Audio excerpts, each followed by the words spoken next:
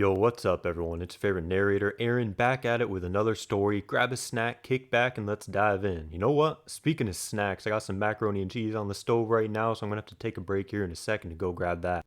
For today's story time, I have a story from about a year ago when I worked at a hospital emergency department. As I've said in some of my other episodes, I have my EMT, my emergency medical technician license, which means I can work on an ambulance or I can work in like an emergency department as a tech. Essentially, as a ED tech. ED is short for emergency department, not erectile dysfunction, as I learned very early on in my hospital career. At least in this regard, you know what I mean. What the techs do is essentially you'll take EKGs or electrocardiograms, where they put the 12 stickers all over your chest and on your feet, on your arms, and take a picture of your heart, pretty much the waves that your heart's doing. And we can't read them, but we can hook up all the stickers and take a picture, show them to the nurses and to the doctor. And then you can also take vitals like blood pressure, pulse oximeter, temperatures, blood sugar, all that kind of stuff. And then we would also turn over rooms after they were dirty, like after a patient left, we'd clean the rooms for the next patient, restock everything, move patients between wards and floors and whatnot. And we didn't do too much charting or anything, but every once in a while I'd have to chart something like, oh, I gave the lab a blood sample, I'd have to chart that. Or I checked with the nurse, somebody wanted like a ginger ale or something, I'd have to chart that I gave them a ginger ale, that kind of stuff. So for those who aren't too aware, in an emergency department, there's a nurse's station, which is, we call it the fishbowl because it's like a bunch of glass windows around where all the nurses and the techs work, and the doctor's in a room just nearby. So my spot was I sat on the high table where that was my computer, just on the outside of the fishbowl. The nurses were on the inside of the fishbowl. And there's been one patient who's like roaming the halls, and it's not really a big problem depending on the patient. Some patients it is, some patients it isn't. This woman, you could tell she was about ready to be getting discharged, and she was just looking for a ride. We were trying to set her up with a ride. So she's out of her room, just kind of walking around, pacing around. And I don't know why I'm like this, because when you work in that kind of job, you should be used to like, talking with people, or, you know what I mean, interacting with people. And usually I'm pretty good at that kind of stuff. I'm not the most outgoing dude in the world, but that's just part of the job, is you got to interact with people. But I wasn't looking to have a whole conversation with this woman. I was just charting my notes here, and then I was going to go off, do something else, restock something, or clean a room. So this woman's walking around, and I'm just trying not to make eye contact. I got stuff I got to do, and I don't want to be rude if she wants to start talking. I'm like, fuck, dude, I got to go do something else. I don't want to be rude like that. So I'm just eyes on the computer, got the blinders on. I'm like, all right, don't talk to me, don't talk to me, don't talk to me. And she comes up and she starts talking to me, and I'm like, all right, well, you know what? It's part of the job, you got to do what you got to do. So she comes up to me, and I don't know if she was hungry or what the deal was, but she comes up to me and she starts telling me about steak and like the best places to get steak in the area. And it's a small area. I didn't know there were this many places to fucking get steak. And she's like complaining about, like the prices of it, like down in the grocery stores, and then how one place doesn't cook it good enough, and how the other place skimps, like they're real thin steaks, not real good thick steaks. And I'm not trying to be rude, so I'm like, making eye contact, we're like talking, like trying to have a conversation about fucking steaks. And I'm just like, oh, wow, yeah, And I'm like fucking 12 that's crazies and 13 wows deep, and she's not taking the hints, dude.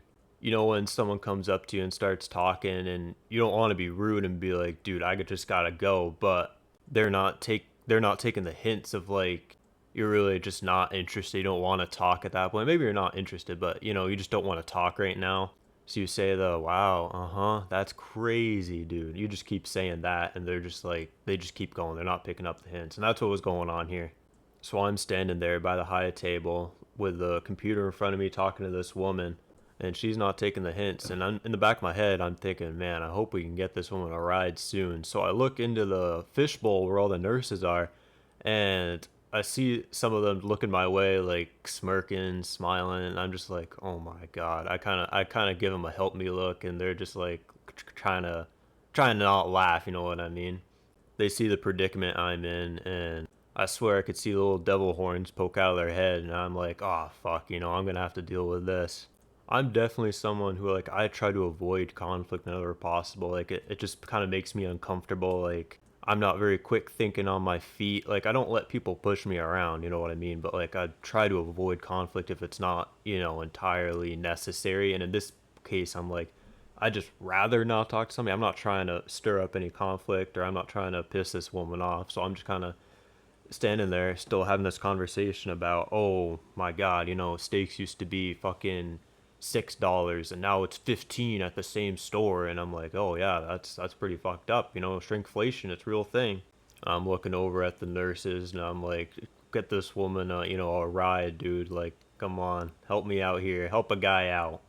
So then finally, I don't want to sound like I'm fucking rude here, I got stuff I gotta do, and I'm trying to be polite, just talking to this woman, but I'm like, I got stuff to do, man. It's not the ED's not a slow place. At least it wasn't this day. So finally, one of the nurses comes out and says, "Oh man, we got your ride. I'll take you out front." And I'm relieved in the back of my head. I'm like, oh my god, dude.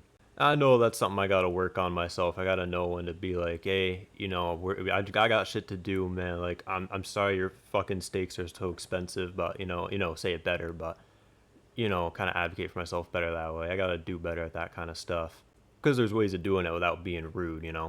So the nurse takes her to the front, and I finish my chart, and then she comes back out, and she just starts laughing, dude. And I'm like, oh my god, I'm just shaking my head, rolling my eyes. I'm like, dude. I got like cracking a smile because I was just a ridiculous kind of situation. And I look into the fishbowl and they were like, yeah, we thought about helping you out, but we kind of just wanted to see what would happen. We just kind of let it go. And I'm not kidding you. That was like, it went on like 5-10 minutes for sure, which doesn't sound like a long time. But I mean, I had like a list of stuff I had to do. You know what I mean? Like the time goes by slower when you're there having this conversation. And I'm just like, oh my God. When they told me, they were like, yeah, we could have ended that, but we thought it was kind of funny. And I was like, okay, I see how it is. That's what I'm saying. I could see little devil horns poke out of their head when I was in that conversation, like an unskippable cutscene in a video game. On that note, I can hear the water boiling from my macaronis and cheese. You can't argue with the Annie's. That's some good stuff right there. So I know this video is a little bit short. My gums are feeling better. I got a little bit more energy. I knew I had to give you guys a video. Moral of the story is, if you're someone like me who, maybe doesn't like conflict too much, there's still ways to let people know that, hey, right now maybe isn't the best chance for us to have a conversation. I'm happy to talk with you after I do these couple of things. There's good ways of doing that. And then also, if you're somebody who's like loves chatting off somebody's ear, pay attention to those signals. Maybe like it's not the best time in the world. I'm no therapist, I'm no doctor, I'm probably not saying all that stuff right, but anyhow, that'll do it for today's video. I know it was kind of a shorter one, but I hope y'all enjoyed it anyway. If you did, remember to press the like button, comment a story your own from this week that stuck out to you, and I might even cover it in next week's video. Subscribe to the channel. You can email me your stories as well. We're out here posting every week. If you want to listen to the video while you're doing chores or driving to work, these stories go up on Spotify under Story Snaps with Arrow, also linked in the description. Remember guys, life is a story and you are the author. I'll catch you later.